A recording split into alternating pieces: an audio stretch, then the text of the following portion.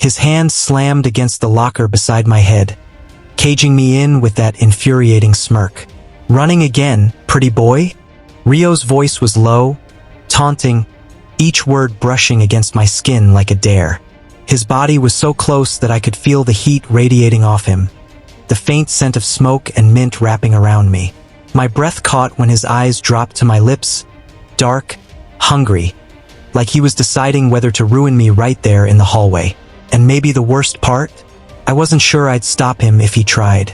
Enemies, desire, a kiss that changes everything. If you're ready for possessive tension, dangerous touches, and a romance that burns hotter with every page, subscribe now to read the full story and find out just how far Ryo will go to make Kai his. The first thing I noticed about St. Aldrich's Academy wasn't the towering gates or the polished marble floors. It was the stairs, some curious, some calculating, some amused. It's not like I didn't know how this would go. A transfer student on a full scholarship, in a school full of rich boys who probably had their lunch money wired to them in gold bars. And me? I was the outsider with a second-hand uniform that didn't quite sit right on my shoulders, my tie already loosening because it felt like it was choking me. I kept my head down, walking past lockers lined like soldiers. The air smelled faintly of cologne and something sharper, judgment maybe. I wasn't here to make friends. Just keep my grades up, keep my head low and survive. But the universe clearly had other plans. Because I saw him before he saw me. Ryo Takeda. Every whisper in the hallway seemed to bend around his name. The tall, broad-shouldered basketball captain with a bad reputation and a smile that looked more like a threat than anything friendly. The kind of guy who owned the hallways without needing to say a word. And when his eyes finally landed on me, I knew I was screwed. He didn't just look at me, he assessed me, like he was measuring how far I'd bend before I broke. "New kid," he drawled, stepping out from where he'd been leaning against the lockers. His voice was smooth, but there was a weight to it, like every syllable was a hook pulling me closer. "Nice tie. Did you borrow it from a thrift store mannequin?" A couple of boys behind him chuckled. I kept my expression blank. "At least it matches the uniform," I said quietly, moving to walk past him. He moved faster. One step, and his arm was braced against the lockers right in front of me, blocking my way. "You've got some nerve," he murmured, leaning down just enough that I could see the sharp line of his jaw. His other hand casually tugged at my tie, pulling me a fraction closer. "Most people don't talk back on their first day." I met his gaze, though my pulse kicked up. "Most people don't go out of their way to be a jerk to strangers." His grin widened, not in apology, but in interest. "So you do have teeth. Good to know." I tried to sidestep him. He shifted with me. I went the other way. He blocked me again. It was like trying to get past a wall that enjoyed my frustration. Finally, I muttered, "You done?" "Not even close." His voice dropped, low enough for only me to hear. I like knowing what makes people twitch. Classes dragged by after that, but I could feel his eyes on me more than once. Every time I glanced his way, he was either smirking or pretending I wasn't there. By the end of the day, I figured I'd gotten lucky. Maybe he'd forget about me after finding another target. I was wrong. The hallway after school was nearly empty. My footsteps echoed, the fluorescent lights buzzing overhead. I was halfway to the exit when I heard them, slow, deliberate footsteps behind me. I didn't need to turn around to know who it was. Going somewhere, scholarship boy? I glanced back. Ryo was walking toward me, hands in his pockets, his stride unhurried. But his eyes were locked on me like a predator spotting movement in tall grass. "Home," I said simply. He stepped closer. I stepped back until my spine met cold metal lockers. His palm landed beside my head with a sharp thunk. "See, I've been thinking about you all day." My chest tightened. "That's weird." His smirk deepened. "Weird? Maybe. But I like knowing when someone's trying to hide from me. Makes me want to see what's under the surface." "Maybe there's nothing there," I shot back. "Doubt it." His gaze dropped briefly to my mouth. The movement was so fast I almost thought I imagined it. I was just about to tell him to move when his hand, warm, strong, curled around my wrist. The sudden contact sent a jolt straight up my arm. And then it happened. I shifted to pull away, but he moved in at the same time. My balance tipped forward. My shoulder brushed his chest. And my lips grazed his. It was an accident. A split second. I expected him to jerk back, maybe shove me, but he didn't move away. Instead, his fingers tightened around my wrist, holding me there. His other hand slid up, cupping the back of my neck, and before I could speak, he tilted his head and kissed me. Slow, deliberate, a deep press of lips that stole the air from my lungs. I froze, the heat of him crowding every inch of space I had left. His thumb brushed against my jaw in a way that felt both possessive and testing, like he was seeing how far I'd let this go. And the worst part? My body didn't want to move. When he finally pulled back just enough for me to breathe, I blurted, "I thought you were straight." His smirk was lazy, dangerous. "Not when I can't get you off my mind." The words sank into me heavier than they should have been. My heart was a mess.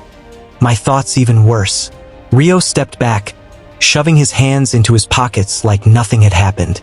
"See you around, Kai." And then he walked away, leaving me against the lockers, my pulse still racing, my lips tingling, and my brain completely useless. The next morning, I made a promise to myself: stay out of Rio's way. No eye contact, no conversation, no chance for him to pull something like yesterday again. That kiss, that second kiss, it had been slow, deliberate, and far too dangerous. I still felt the ghost of his mouth on mine if I let my thoughts drift. So, I kept my head down, moving through the hallways like a shadow. Or at least I tried to. The first sign I was failing? Rio was already in my classroom before I arrived, lounging in my usual seat by the window like he owned it. His long legs were stretched out, his tie loose, and that annoyingly smug smirk was already waiting for me. "Morning, new boy," he said, voice lazy but sharp enough to cut. "You look like you didn't sleep last night. Thinking about me?" I tightened my grip on my bag. "Move. Move." He tilted his head, pretending to think about it. "Nah, I like the view from here." His eyes flicked up and down slowly, in a way that made my face heat. "And I like the view of you." I clenched my jaw and walked to the back instead. But he didn't let it go. When the teacher walked in and told him to sit in his proper seat, Rio just grinned, grabbed his bag, and dragged his chair right next to mine. "Guess we're seatmates now," he whispered, his breath brushing my ear. Lucky you. The rest of the morning was torture. Every time I reached for my pen, his arm accidentally brushed mine. Whenever I shifted in my chair, his leg pressed against me like he wasn't even aware of personal space. And when the teacher asked me a question, Rio leaned in and murmured, "Wrong answer," just to throw me off. By lunch, I was done. I slipped out before he could follow, but somehow, by the time I reached the cafeteria doors, he was already leaning against the wall outside, spinning a basketball in his hand. "You're fast," he said, stepping into my path. "But not fast enough. I'm not playing whatever game you think this is." His smirk widened. "That's the thing about games, Kai. You're already playing. You just don't know the rules yet." By basketball practice, my nerves were frayed. I wasn't even on the team, I was just in the gym helping set up for a different club. But the court was Rio's territory. And of course, he found me. He strolled over mid-practice, towel around his neck, shirt damp with sweat that made the fabric cling to his chest. "Hey, new boy," he called loud enough for a few heads to turn. "Come here a second." I didn't move. "I'm busy." "You'll come," he said, like it wasn't a question. When I didn't, he walked over, snatched the small towel I was using to wipe the benches, and flicked it against my side. Not hard, but enough to make me flinch. "Sensitive?" he asked, grinning. "Let's test that." Before I could step back, he had me pressed against the lockers, one hand braced by my head, the other gripping my wrist. His body blocked mine completely, close enough that I could smell the clean sweat and faint cologne on him. "What are you doing?" I demanded, heart hammering. His lips curved in that infuriating smirk. "Just checking something." His gaze dropped briefly to my mouth, then back up. Yep, still distracting. I tried to push him off, but his grip on my wrist only tightened, not painfully, but enough to remind me he was stronger. You really don't get it, do you? He murmured. The more you run, the more I want to chase. The sound of sneakers squeaking on the floor broke the moment, and he stepped back with infuriating calm, tossing the towel back at me. Later, new boy. Later came faster than I thought. Practice ended. The team headed to the showers, and I lingered, hoping he'd already left. The steam was thick, the sound of running water echoing against tile, and I thought I was safe until I felt it. Presence behind me. Still avoiding me? His voice was low, close to my ear. I turned, and there he was, hair damp, shirt gone, only a towel slung carelessly around his waist. He stepped forward, and I found my back hitting the wall again, the steam curling around us like it was part of his trap. You're driving me crazy, Kai, he said, his eyes locked on mine. My breath caught. You're insane. Maybe. He leaned in, so close that his lips hovered just over mine, but didn't touch. His fingers brushed my jaw, tilting my head slightly. Or maybe I just know what I want. My pulse roared in my ears. I hated how my body didn't seem to match my words, how every nerve felt like it was waiting for him to close the distance. But instead, he smirked, let his hand drop, and stepped back. See you tomorrow. And just like that, he was gone, leaving me standing there, breathless, confused, and more caught in his game than I'd ever admit. It started with voices drifting in from the hallway. I wasn't trying to eavesdrop. I was just late packing up my bag after class, shoving my books into my worn-out backpack while the rest of the students had already scattered. The door was cracked open, and Rio's voice, that low, sharp tone he always used to cut me down, was there. But the words weren't aimed at me. You've got a problem with him being here? Take it up with the principal, Rio snapped. Kai earned that scholarship. He works harder than anyone in this place. My hands froze mid-zip. The other voice was Mr. Aoki, the chemistry teacher who had made a few harmless jokes about me being charity for the school. I'm just saying, Aoki murmured. Someone like him should learn his place. It causes imbalance. There was the sound of something slamming, maybe a fist on the wall. No, what causes imbalance is adults treating him like crap just because he doesn't come from money. So shut it, old man. I almost dropped my bag. This didn't make sense. This was Rio, the same guy who had been cornering me, flicking my ear in class, accidentally knocking my books over, pulling my chair back just as I tried to sit. He was the last person I'd expect to defend me, and yet here he was, practically ready to throw a punch for me. I slipped out quietly before he could catch me listening, but my chest felt strange, warm, tight, confused. Detention wasn't exactly my dream Friday, but when the headmaster decided the altercation between Rio and Mr. Aoki needed cooling down, guess who got dragged into? Apparently, being in the same classroom when Rio mouthed off meant I was involved. The room was quiet except for the tick of the clock and the occasional scratch of Rio's pen as he doodled on the detention slip. You're staring, he muttered without looking up. I jerked my eyes away. I'm not. You are, he said, glancing up now, that infuriating smirk tugging at his lips. If you think I'm that handsome, you could just say it. Shut up, I snapped, heat rushing to my face. Why did you say those things to Mr. Aoki? His smirk faltered, just a fraction. He leaned back in his chair, gaze shifting to the ceiling like he could dodge the question. Because he was being a dick, and I hate people like that. That's it. I pressed, not sure why I needed more. His jaw tightened. You wouldn't get it. Then make me. That made him look at me. Really look. And for once, there wasn't arrogance or mockery in his eyes. Just something raw. My dad, he started. Then shook his head like he wanted to stop, but the words kept coming. My dad's obsessed with appearances. Everything's about the family name, about power, about looking untouchable. He thinks if someone's not rich or useful, they're nothing. I grew up hearing it. I guess. His mouth twisted. I started acting like it too.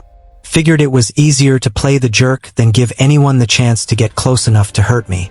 The air between us felt heavier now. He didn't look like the guy who pinned me to lockers and smirked when I glared.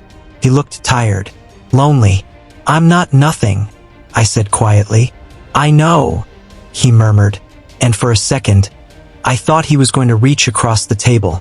His eyes flicked to my lips, mine to his. The space between us shrank until I could feel his breath, warm and fast against my skin. My heart slammed against my ribs. If he kissed me now, I wouldn't stop him. But then the detention door banged open and Mr. Yamaguchi poked his head in. "Time's up, boys." I practically jumped back, my chair scraping the floor. Rio just smirked faintly, but there was something in his eyes, something unsaid, as we grabbed our bags and left. It was later, in the courtyard, that everything blew up. I was sitting on the bench, scrolling through my phone, when Haruto from the track team plopped down beside me. "You're the new guy, right, Kai?" I nodded. He grinned. "You should come watch one of my meets sometime. I could show you around after." His tone was playful, a little too familiar. Before I could respond, a shadow fell over us. "Move!" Rio was standing there, expression unreadable, but his eyes fixed on Haruto like he was a problem that needed erasing. "Relax, man," Haruto chuckled. "We're just talking." Rio grabbed him by the collar and hauled him up. I said, "Move." The tension between them was electric, dangerous. Haruto muttered something under his breath and stalked off, shooting me an apologetic glance. I stood, glaring. "What the hell, Rio? He was just hitting on you," Rio snapped, stepping closer. I could feel the heat radiating off him, the tight control in his voice. "And I don't like it. That's none of your business. It's my business when it's you." I froze. "What?" He leaned in until his lips were barely an inch from my ear, his voice low and rough. "You're mine, even if you don't know it yet." The problem with Rio wasn't just that he was everywhere, it was that now, even when he wasn't, I still felt him. Every glance, every smirk, every infuriating touch had wormed its way into my head, replaying on loop like my brain couldn't decide if I wanted to punch him or something else. I sat in the art club booth at the school festival, pretending to sketch while the chaos of music, laughter, and food stalls swirled around me. My friends were outside selling snacks, but I'd needed a moment alone. My chest had been tight all day. It didn't help that Rio had been distant. Not cold exactly, but like he was calculating, watching me from across the basketball club stand, surrounded by girls and guys who seemed to think he was the sun itself. He didn't smile much at them, but when his eyes met mine, just for a split second, it felt like my entire spine caught fire. I hated it. I missed it. I hated that I missed it. I slipped out of the booth to stretch my legs, weaving through the festival crowd. A sudden tug at my wrist stopped me, and I turned to see Hiroshi, from my literature class, grinning. "Hey Kai, got a second?" I smiled politely. "Sure, what's up?" Instead of answering, he pulled me toward the back of the building, away from the noise. It was quieter here, only the faint hum of the festival music drifting over the walls. Hiroshi's hand brushed mine. "Wanted to tell you, I've liked you for a while. I thought maybe..." I froze. My brain tripped over itself. This was not happening. Not here. Not now. Before I could respond, Hiroshi leaned in. A shadow loomed over us, and then a hand, strong, familiar, and hot against my skin, yanked me backward. "What the hell do you think you're doing?" Rio's voice was low, dangerous. Hiroshi's eyes widened. Rio didn't wait for an answer. His arm snaked around my waist, pulling me flush against his chest, and before I could even breathe, his mouth was on mine. In front of everyone, heat exploded in my chest, racing down to my fingertips. The kiss wasn't soft. It was claiming, demanding. His lips crushed mine, his other hand tangling in my hair like he couldn't stand even a millimeter of space between us. The faint roar of the festival crowd faded into pure, pounding heartbeat. My knees nearly gave out, but Rio held me up, or maybe just refused to let me go. When he finally pulled back, the world rushed back in, gasps, whispers, the flash of someone's phone camera. My face burned. "Stay away from him," Rio told Hiroshi without looking away from me. Then he smirked, a slow, infuriating curve of his lips, and dragged me through the crowd. By the time we reached the empty music room, I could barely breathe.